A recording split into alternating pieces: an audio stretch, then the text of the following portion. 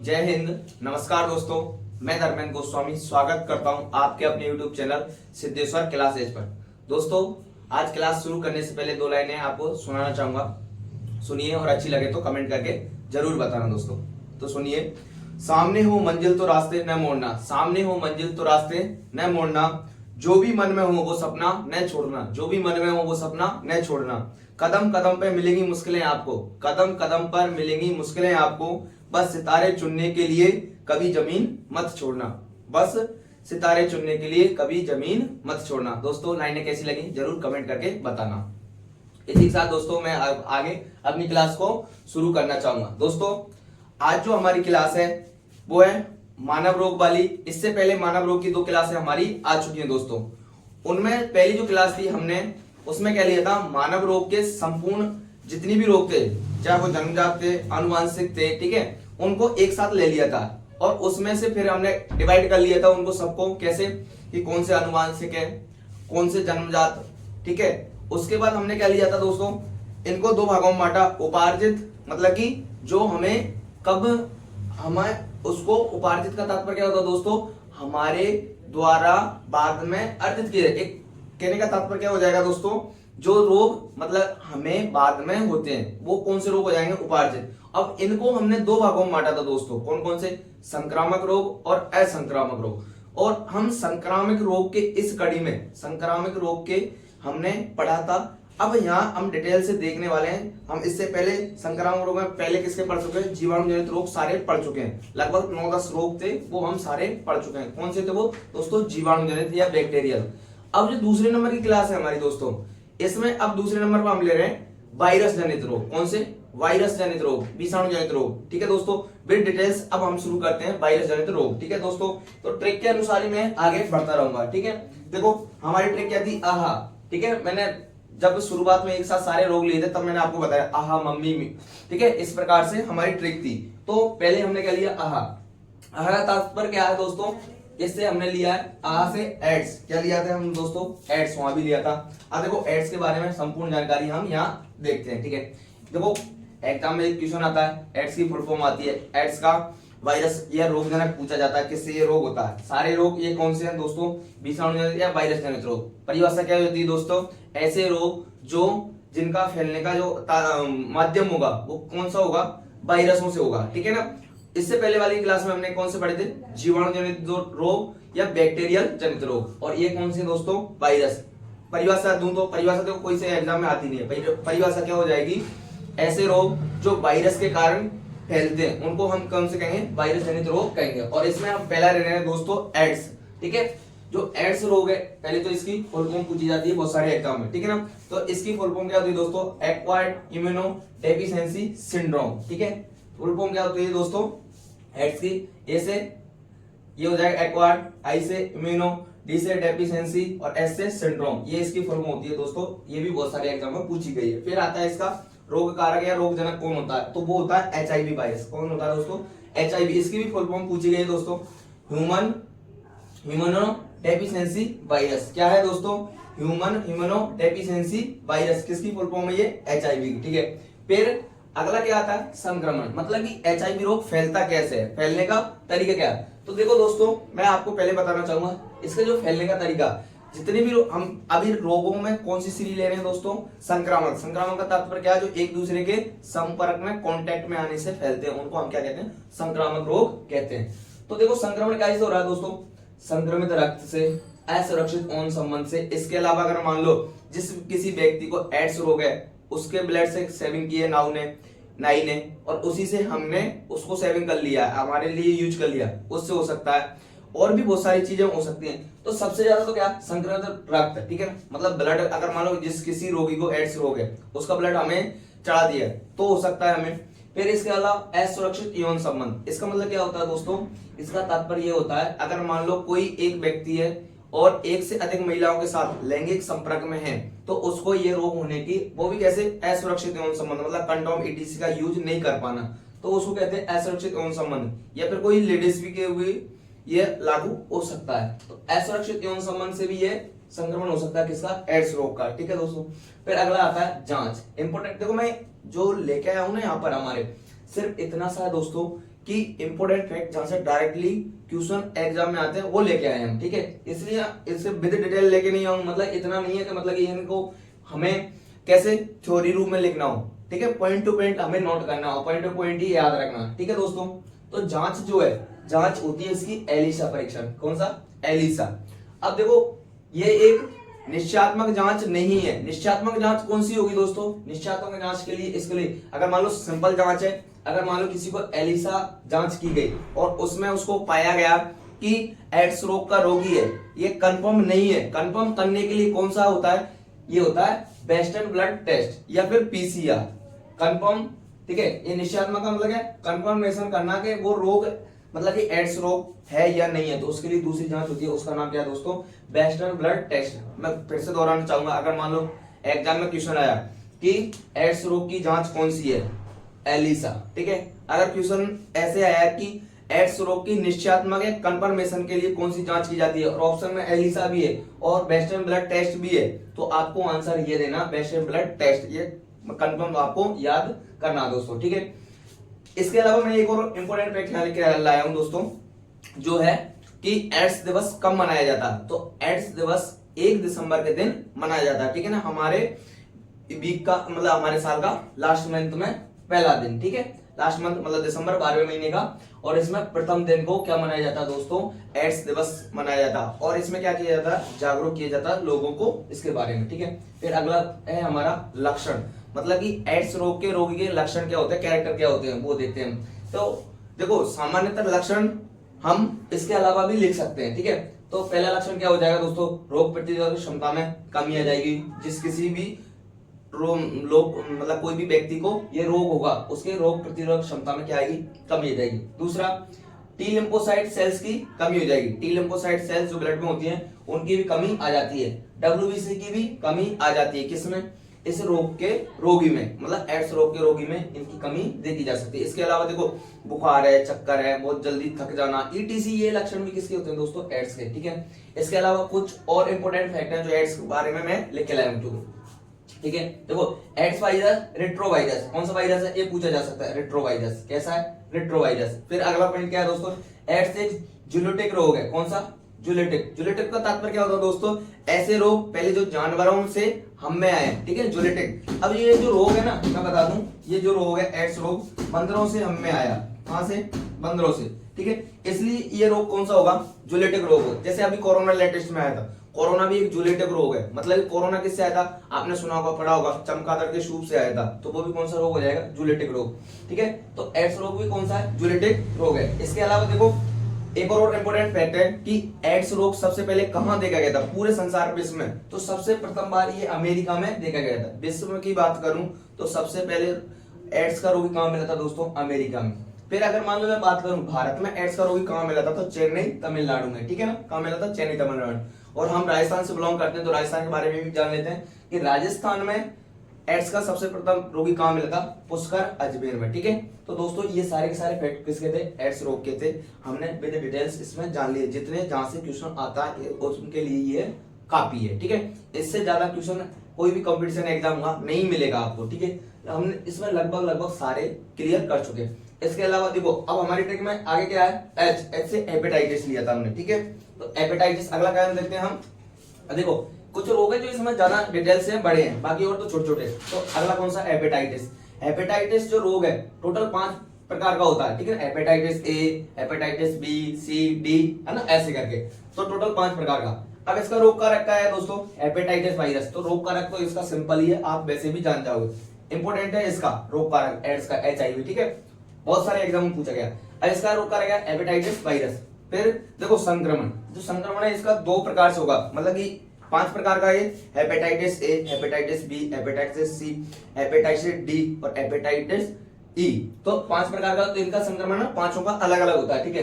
देखो मैंने यहाँ पर इस प्रकार से इसको डिजाइन किया है, इस प्रकार लिखा ताकि आप ऑटोमेटिक इसको पहचान चलोगे, ठीक है दोस्तों। हेपेटाइटिस ए और ई, पहला और अंतिम, पहला और अंतिम, ये दोनों किससे होंगे दोस्तों? दूषित जल से। इनका संक्रमण कैसे होगा? दूषित जल से।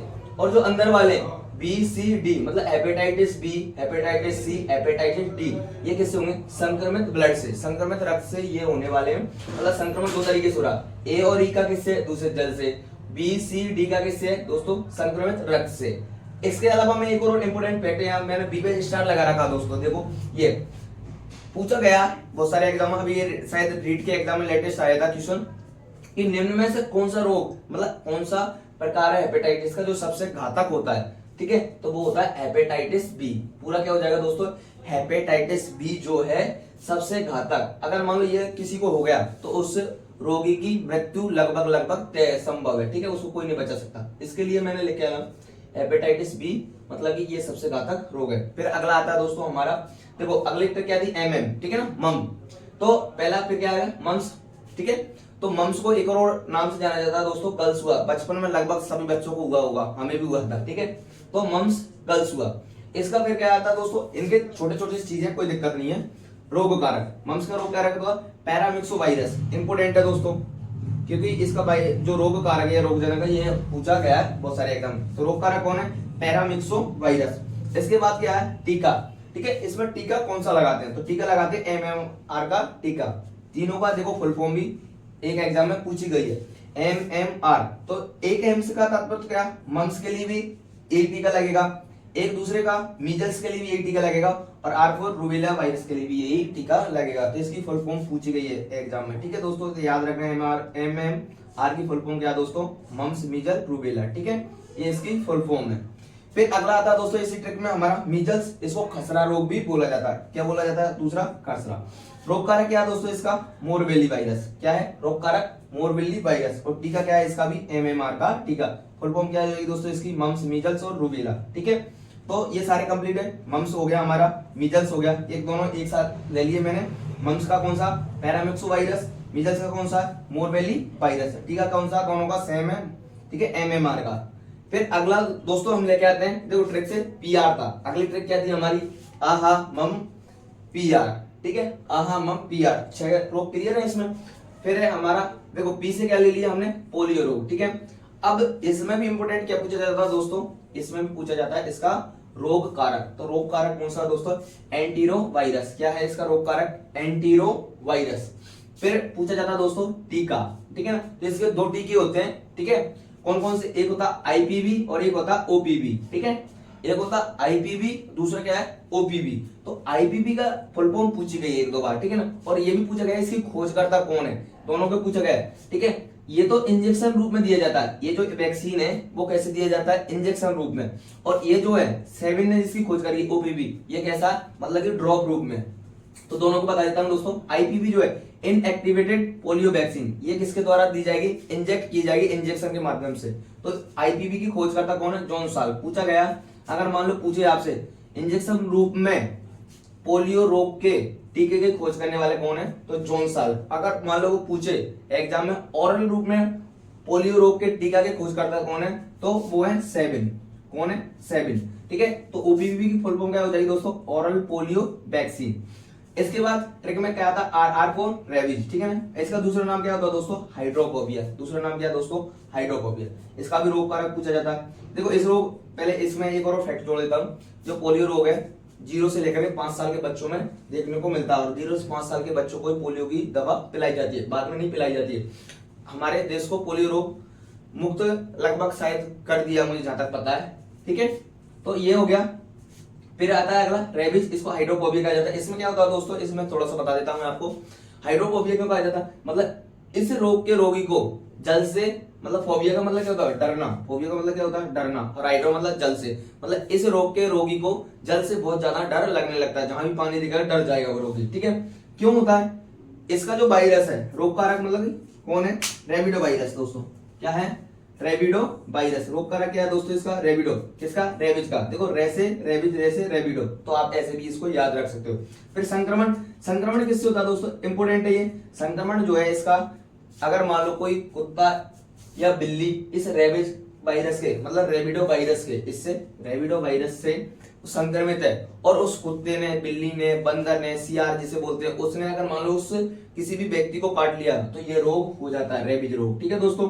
तो इनके संक्रमण के काटने से, मतलब अगर मान लो संक्रमित कुत्ता काट ले, संक्रमित बिल्ली काट ले, बंदर काट ले, जो सियार बोलते हैं, लड़ैया बोलते हैं हमारी भाषा में, तो वो काट ले, तो रेबीज रोग हो जाता है। फिर इसका टीका पूछा जाता है, ठीक है, इसका टीका रेबीज का टीका, इसका नाम इसी के आधार पर है। और इसके खोजकर्ता कौन है? लुई पास्चर साहब, ठीक है। इसका लुई पास्चर भी आता है, लुईस पास्चर भी आता है, दोनों तरीके से नाम लिखा आता है। अगर मान लो ऐसे भी आए लुई पास्चर तो भी ठीक है, और लुईस आए तो भी ठीक है। दोस्तों इनके बारे में आपको एक फैक्ट बताना चाहूंगा दोस्तों, जो लुई पास्चर साहब हैं, इन्हें देखो किसकी खोज करी?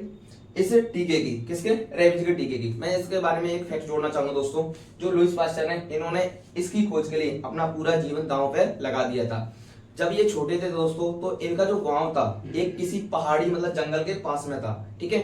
तो वहां रहते थे, तो आए दिन कोई ना कोई भेड़िया है, कोई ना कोई कुत्ता ईटीसी किसी भी व्यक्ति को काट जाता था, काट करके, अब काटने के कारण उसको वो संक्रमित होता था ज्यादा रैबिडो वायरस से, तो वो व्यक्ति तड़प तड़प करके बेचारा मर जाता था। अब इनको ये चीज समझ में नहीं आई, मतलब कि देखी नहीं जाती थी। इन्होंने इनके पिताजी से कहा कि पिताजी ये ऐसा क्यों होता है कि मतलब कि जिस किसी को वो मतलब कि संक्रमित कुत्ता है, बिल्ली है, या फिर मतलब कि लड़ैया सियार है, वो काट जाता तो वो तड़प तड़प के मर जाता लगभग महीने भर के आसपास। तो इनके पिताजी ने कहा कि बेटा तू बड़ा होकर के इसका टीका बनाना। तो इस एक तरीके से इन्होंने फिर जब ये बड़े हुए, इन्होंने अपना पूरा जीवन दांव पे लगा दिया, जीवन पूरा समर्पित कर दिया किसके लिए? इस टीके की खोज के लिए। और इसमें जब ये खोज कर रहे थे, इस दौरान इनके 4-5 लड़कियां थी, उनकी सबकी मतलब कि किसी ना किसी बीमारी के कारण मौत हो गई, और इनकी बीवी की लास्ट करके फाइनली मौत हो जाती है। लेकिन तो भी इन्होंने मतलब अपनी खोज को जारी रखा दोस्तों। तो इस प्रकार की ऐसी जो महान साइंटिस्ट हैं, वो आज हमारे लिए क्या मतलब कि वरदान के रूप में इन दवाइयों को, इन टीकों को हमें प्रदान करके गए, तो हमें इनका सम्मान करना चाहिए दोस्तों, ठीक है दोस्तों। तो अब अगली स्लाइड में हम क्या लेके आएंगे, इससे अगले वाले जो और इंपोर्टेंट रोग बचे वो हम अगली स्लाइड में लेके आने वाले हैं, ठीक है दोस्तों।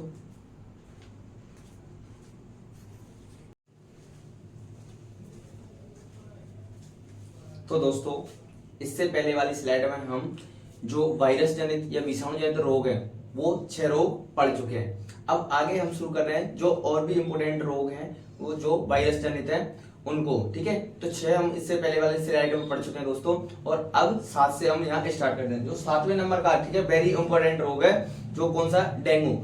कभी कभी क्या होता है, मलेरिया और डेंगू में लोग डिफरेंट नहीं कर पाते कौन सा वायरस जनित है और कौन सा जीवाणु जनित है या प्रोटोजोआ जनित है। इसलिए मैं ना इसको आज कंफ्यूजन को क्लियर करके आपको बताता हूँ। और इनके जो रोग वाहक और रोग जनक में भी बहुत सारे को कंफ्यूजन होता है, तो वो भी आज हम क्लियर करने वाले हैं दोस्तों। देखो, तो जो डेंगू रोग है, डेंगू, इसको उपनाम एक और है, इसको हड्डी तोड़ बुखार भी कहा जाता है। डेंगू रोग को हड्डी तोड़ बुखार भी कहा जाता है, क्योंकि इसमें मतलब कि बहुत ज्यादा कमजोरी और हड्डियों में दर्द होता है, ठीक है, डेंगू। देखो और क्या होता है इसमें, क्योंकि इसमें जो हमारे ब्लड में 3 चीजें पाई जाती हैं, आरबीसी, डब्ल्यूबीसी और तीसरे नंबर की कौन सी? प्लेटलेट्स। तो प्लेटलेट्स की जो संख्या बहुत ज्यादा डाउन हो जाती है, ठीक है दोस्तों। तो जो डेंगू रोग है कौन सा? सबसे पहली बात तो वायरस जनित रोग है। और अब देखो, 2 चीजों में बहुत ज्यादा कंफ्यूजन होता है, एक तो रोग कारक और एक रोग वाहक। इसको रोग कारक बोलूं या रोग जनक, बात एक ही होती है, मतलब रोग को करने वाला। रोग कारक का तात्पर्य क्या होता है? रोग को जो कर रहा है उसको तो रोग कारक या रोग वाहक बोलते हैं, सॉरी, रोग कारक या रोग जनक बोलते हैं। और रोग वाहक किसको बोलते हैं? जो रोग को फैला रहा है, आगे क्या कर रहा है? ट्रांसफर करता फैक्टर, तो उसको रोग वाहक बोलते हैं। तो इस जो कंफ्यूजन है उसको यही क्लियर कर लेते हैं हम। रोग कारक मतलब कि जो रोग को करेगा, या रोग जनक बात एक ही होती है। और रोग वाहक या वेक्टर का तात्पर्य क्या होता है? जो रोग को आगे फैला रहा है। तो दोस्तों इसका रोग कारक कौन होता है? अर्बो वायरस, ठीक है। रोग कारक कौन होता है? डेंगू का अर्बो वायरस, नाम ही कैसा, अर्बो कर्बो वाला, ठीक है।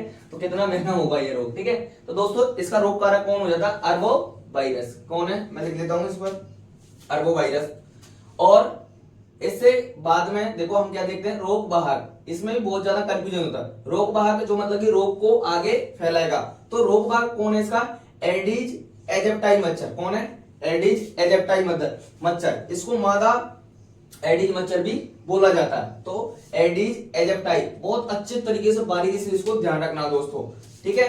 क्या है इसका? देखो मैं एक बार यहाँ आपको बिल्कुल रेड पेन से हाईलाइट कर देता हूं। तो एडिज एजिप्टाई मच्छर जो है इसका रोग वाहक है। अब देखो अगला क्या है? लक्षण। जो इसके दोस्तों लक्षण होते हैं वो बुखार आना, शरीर में दर्द होना, प्लेटलेट्स की कमी। सबसे इंपोर्टेंट क्या है, प्लेटलेट्स की कमी किसमें हो जाती है, डेंगू रोग में। प्लेटलेट्स मतलब प्लेटें कम हो गई, हमने आपने सुना होगा, आम भाषा में लोग बाग बोलते रहते हैं कि उसको डेंगू हो गया और उसकी प्लेटें कम हो गई। प्लेटें नहीं होती, वो प्लेटलेट्स होता है। हिंदी में क्या बोलते हैं दोस्तों, इसको बिम्बाणु बोला जाता है। ठीक है, तो क्लियर, प्लेटलेट्स या बिम्बाणु की बहुत ज्यादा कमी हो जाती है। अब इसके बाद आता है इसका वेरी इंपोर्टेंट फैक्ट क्या है कि इसकी जांच क्या कहलाती है, जांच।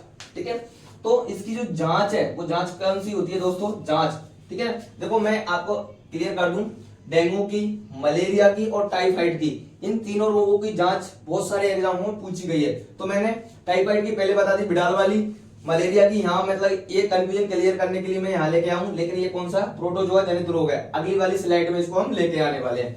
ठीक है, तो देखो लक्षण हो गया हमारा, फिर जांच। अगला पॉइंट कौन सा, तो इसकी जो जांच है डेंगू रोग की वो होती है दोस्तों रैपिड कार्ड टेस्ट। कौन सी, रैपिड कार्ड टेस्ट। ठीक है, एक और भी जांच है इसकी, दो है, नाम आते हैं, टोर्निवेट टेस्ट, टोर्निवेट टेस्ट। ये दोनों किसके हैं दोस्तों, डेंगू रोग के क्या है, जांचे हैं, परीक्षण है, टेस्ट है। कुछ भी नाम आ जाए, ये तीनों का मतलब एक ही होता है। ठीक है, परीक्षण बोलूं मैं, जांच बोलूं मैं, ठीक है, टेस्ट बोलूं, तो ये एक ही है।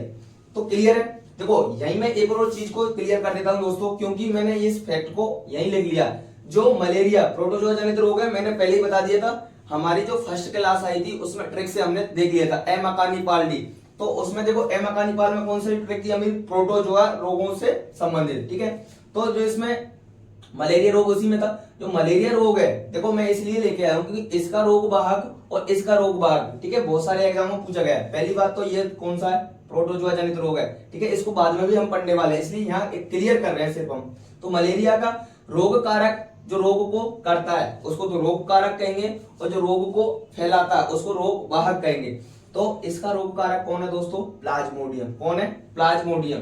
और रोग वाहक कौन है, मादा एनाफिलीज मच्छर। इंपोर्टेंट, ठीक है, रोग वाहक कौन है, मादा एनाफिलीज मच्छर। और इसका रोग वाहक कौन है, एडिज एजिप्टाई या मादा एडिज मच्छर। तो दोनों में अंतर यही क्लियर कर लो। दूसरी बात, जो रोग कारक और रोग वाहक है उनमें भी अंतर हो जाता है, क्योंकि डेंगू और मलेरिया को लोग बाग एक जैसा समझ लेते हैं। ये प्रोटोजोआ जनित रोग है, ये वायरस जनित रोग है। रोग कारक कौन है, अरबो वायरस, अरबो करबो का वायरस, बहुत महंगा वायरस मतलब, है ना। तो इसका हो गया क्लियर है। प्रोटोजोआ जनित रोग कौन सा, मलेरिया।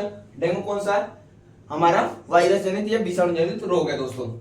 इससे पहले हमने उसको पढ़ लिया था, टाइफाइड को। ठीक है, तो हो गया।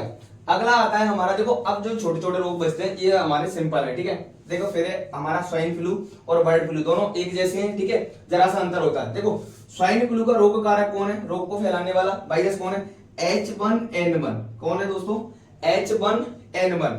और इसका बर्ड फ्लू की बात करूं तो रोग कारक कौन है, H5N1। क्या है, H5N1। ठीक है दोस्तों, ये क्लियर है बात, मैंने पहले ही स्पष्ट कर दूं। स्वाइन फ्लू का रोग कारक H1N1 और बर्ड फ्लू का H5N1। देखो जरा सा अंतर है, इसमें H1 है और इसमें H5 है। ये बर्ड फ्लू का, ये स्वाइन फ्लू का। ठीक है, और इसके देखो इंपोर्टेंट लक्षण है स्वाइन फ्लू के, वो बता देता हूं। ये एक जूलेटिक जनित रोग है, ये मैंने इसकी बारे में पहले भी बता चुका हूं। जूलेटिक का तात्पर्य क्या होता है दोस्तों, ऐसे रोग जो जानवरों से किसमें आए, इंसानों में आए, उनको जूलेटिक रोग कहते हैं। तो जो स्वाइन फ्लू रोग है ये सुअर से इंसान में आया, इसलिए इसको कौन सा रोग कहते हैं, जूलेटिक रोग। अब उपचार के लिए इसमें एक दवा दी जाती है, उसका नाम क्या है, टेमीफ्लू। ठीक है, उपचार के लिए मतलब अगर मान लो इसका उपचार पूछे तो क्या हो, क्या आंसर आएगा उसका, टेमीफ्लू। और इसका भी कौन सा आता है, टेमीफ्लू, बर्ड फ्लू वाला। तो इसका रोग कारक H1N1 और इसका रोग कारक H5N1। ठीक है, फिर आता है देखो संक्रमण। इसका जो संक्रमण होगा सुअर का मांस खाने से, सुअर से ये होता है, कौन सा, स्वाइन फ्लू वाला। लेकिन और इसका एक संक्रमण का हवा द्वारा भी होता है, इसका जो वायरस है हवा द्वारा भी फैलता है। तो ये जो देखो संक्रामक रोग है ना, जितने भी संक्रामक रोग है, जितने भी संक्रामक रोग हैं वो किसी ना किसी माध्यम से फैलते हैं। संक्रामक रोग का हमने परिभाषा में पहले क्या पढ़ा था, संक्रामक ऐसे रोग जो एक दूसरे कनेक्ट में आने से, किसी उसके कंटेंट में आने से फैलते हैं, उनको संक्रामक रोग कहते हैं। ठीक है, कहने का मतलब क्या हुआ दोस्तों, अगर मान लो कई वायरस, जैसे अगर मान लो स्वाइन फ्लू को वायरस किसी जगह पर है, उसके कनेक्ट में हम आ गए, किसी दूसरे व्यक्ति को हो रहा है उसके कनेक्ट में हम आ जाते हैं, तो भी हमें ये रोग हो सकते हैं। जितने भी है सारे कौन कौन से हैं, वायरस जनित रोग और संक्रामक रोग में हम इनको पढ़ रहे हैं। ठीक है, तो क्लियर है ये सारी चीजें। फिर आता है बर्ड फ्लू। बर्ड फ्लू का रोग कारक कौन है दोस्तों? ये दोनों एक साथ इसलिए लेके आए ताकि आप अंतर क्लियर कर सको। तो बर्ड फ्लू कौन? H5N1 संक्रमण मुर्गी के मांस से, ठीक है ना, चिकन से ये होता है। किससे? मुर्गी के मांस खाने से, संक्रमित मांस खाने से कौन सा बर्ड फ्लू रोग होता है। ये भी एक जूलेटिक रोग है। क्यों है? क्योंकि ये भी जानवर से इंसान में आ रहा है। उपचार क्या है इसका भी? टेमी फ्लू। क्लियर दोस्तों। अगला है हमारा चिकनगुनिया, ठीक है ना। ये पुराने टाइम में बहुत फेमस रोग था, ठीक है। मुझे जहां तक याद आता है कि चिकनगुनिया के पहले गांव में लोग ना यहाँ पर कुछ लाल सा धागा बांधा करते थे, आपको याद हो तो, ठीक है। तो देखो इसका भी रोग कारक बहुत फेमस है, पूछा जाता है रोग कारक चिकनगुनिया। एल्फा या टोंगा वायरस। क्या है इसका रोग कारक? रोग को करने वाला एल्फा या टोंगा वायरस। इसका भी जो रोग कारक है दोस्तों कौन है? एडिज मच्छर, ये वाला, ठीक है। डेंगू वाला है, इसका भी सेम है। तो इसका रोग कारक कौन है? एडिज मच्छर। फिर लक्षण क्या होते हैं इसके? बुखार के साथ जोड़ों में दर्द होता है। किसमें? चिकनगुनिया रोग में, ठीक है दोस्तों। क्लियर। चिकनगुनिया रोग कारक एल्फा या टोंगा वायरस, रोग कारक एडिज मच्छर, और लक्षण क्या? बुखार के साथ जोड़ों में दर्द, ये चिकनगुनिया के। इसके बाद जो 11वां और 12वां नंबर का रोग है दोस्तों, मैं वो एक साथ लेके आया हूं क्योंकि ये दोनों एक जैसे होते हैं, ठीक है। देखो चेचक कहूं, बड़ी माता कहूं या स्मॉल पॉक्स कहूं, ये तीनों एक ही रोग के नाम है। फिर इधर है छोटी माता या स्मॉल पॉक्स। सॉरी, इसको मैंने स्मॉल पॉक्स लिख दिया, इसको चिकन पॉक्स लिखते हैं दोस्तों। क्या लिखते हैं? Chicken pox. ये लो, इसको क्या लिखते हैं? स्मॉल पॉक्स, और इसको चिकन पॉक्स। देखो जो चेचक या बड़ी माता रोग है, इसका रोग वाहक कौन है दोस्तों? वेरिओला वायरस। कौन है? वेरिओला वायरस। और इसका रोग कारक कौन है? Varicella virus. क्या है? Varicella virus. देखो जरा सा अंतर है, अगर आपकी चूक हुई तो हमारा क्वेश्चन गलत हो सकता है। इसका रोग कारक कौन है? वेरिओला वायरस। और इसका रोग कारक कौन है? वेरिसेला। किसका? छोटी माता या चिकन पॉक्स का, ठीक है। चेचक या बड़ी माता या स्मॉल पॉक्स का कौन है दोस्तों? वेरिओला वायरस। देखो संक्रमण किससे होता है इसका? हवा से। लक्षण क्या है इसके? लाल दाने, मतलब कि बड़े बड़े लाल दाने या फोड़ा फुंसी इसमें पड़ते हैं। किसमें? चेचक में या बड़ी माता में, पूरे शरीर पर। और एक और चीज जोड़ना चाहूंगा, पूरे शरीर पर ये लाल दाने हो जाए। और इसके जो दाने, अगर मान लो इसका जो बड़ी माता रोग जो होता है ना, ये अगर मान लो इसके पूरे जो दाने हैं पूरे बॉडी पे होते हैं पहली बात तो इसके जो दाने, मतलब इसके जो निशान है, सही होने के बाद भी व्यक्ति के चेहरे पर साफ साफ गड्ढे नुमा संरचना दिखाई देती है। किसके कारण? बड़ी माता रोग के कारण। बहुत सारे पुराने लोगों में आपने इसको देखा होगा, ठीक है। देखो मैं आपको बता दूं कि चेचक का टीका सबसे पहले बना था। किसका? चेचक का टीका बनने वाला सबसे पहला टीका है, ठीक है। रोगों के रूप में टीका की खोज करने वाले, ठीक है, टीका या वैक्सीन के जनक किसको कहा जाता है? एडवर्ड जेनर को, ठीक है दोस्तों।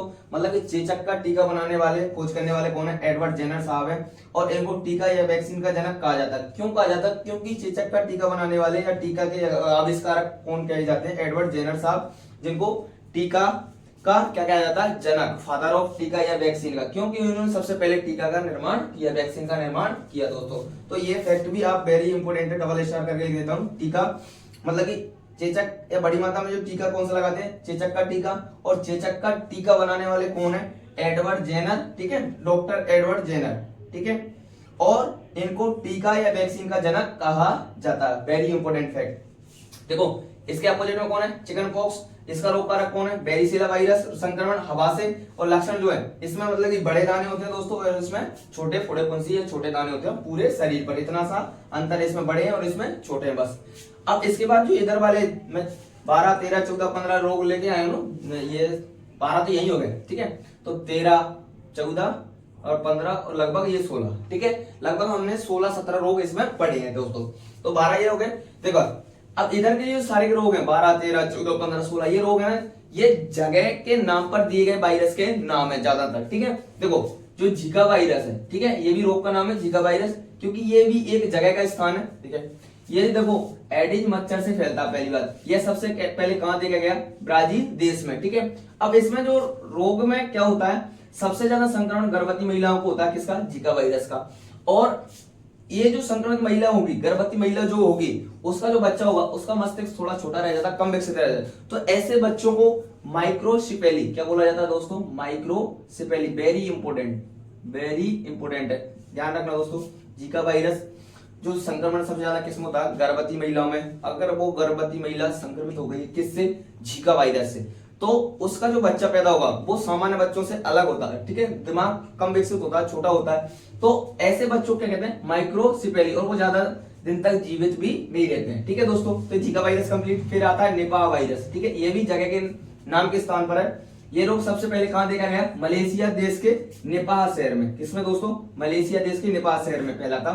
लक्षण, इसके लक्षण क्या है? जैसे डायरिया होता है ना, उसके जैसा लगभग। ठीक है, उल्टी, दस्त, ईटीसी और श्वास लेने में भी तकलीफ होती है। किसमें? निपाह वायरस या निपाह रोग में। अगला आता है दोस्तों हर्पेज वायरस। ठीक है ना, हर्पेज वायरस, इसका रोग कारक इंपोर्टेंट है दोस्तों, इसका रोग कारक पूछा जा सकता है। देखो HSV, ठीक है, HIV जैसा है लेकिन ये अलग है। ठीक है, हर्पेज वायरस का रोग कारक कौन है दोस्तों? HSV। पूरा नाम क्या है? हर्पेज सिंप्लेक्स वायरस। क्या है दोस्तों? हर्पेज सिंप्लेक्स वायरस। देखो इस रोग का लक्षण क्या है? बुखार के साथ साथ होंठों के किनारों पर घाव हो जाते हैं। किसमें? HSV, हर्पेज सिंप्लेक्स वायरस, हर्पेज वायरस का ये रोग कारक है। इसके बाद आता है दोस्तों हमारा इबोला वायरस। ये भी जगह के नाम के स्थान पर है। इबोला ये एक नदी का नाम है जो कांगो की सहायक नदी है। कौन सी? कांगो की सहायक नदी, जिसके आसपास में ये रोग फैला था। मतलब इबोला जो नदी है उसके आसपास रहने वाले लोगों में ये रोग फैला था, इसलिए इसका नाम भी क्या दे दिया? इसके नाम के स्थान पर इबोला वायरस। ठीक है दोस्तों, कांगो की सहायक नदी है। ये इंपोर्टेंट फैक्ट क्या पूछा जाता है? क्या है? कहां से फैला? इतना सा। ठीक है, अब इसमें होता क्या है? बुखार, सर दर्द, आंतरिक अंगों में रक्त का स्राव होता है। किसमें? इबोला वायरस में। ठीक है दोस्तों, लगभग हम जो है आज इस दूसरी स्लाइड में लगभग हम जो विषाणु जनित या वायरस जनित रोग है दोस्तों उनको लगभग कंप्लीट कर चुके हैं। तो मैं दोस्तों आपको एक ही बात कहना चाहूंगा, अगर मान लो हमारी मेहनत आपको पसंद आ रही है दोस्तों, तो प्लीज हमारे चैनल को लाइक करें, सब्सक्राइब करें, कमेंट करें। इसी के साथ दोस्तों मैं अपनी इस क्लास को समाप्त करना चाहूंगा। अगला पार्ट जो है हमारा वो जल्द नेक्स्ट आने वाला है। अब देखो हमारा किस पहला हो गया प्रोटोजोआ, पहला हो गया बैक्टीरिया जनित, दूसरा हमारा वायरस जनित या विषाणु जनित, और तीसरा अब लेके आएंगे प्रोटोजोआ जनित। हमने जैसा कि ट्रिक में पहले समझा था। ठीक है, ट्रिक से पांचों के पांचों थे, 2 कंप्लीट हो चुके हैं, तीसरा और चौथा हम बहुत जल्द लेके आने वाले हैं। तो इसी के साथ दोस्तों मैं अपनी क्लास को समाप्त करना चाहूंगा। जय हिंद, जय भारत।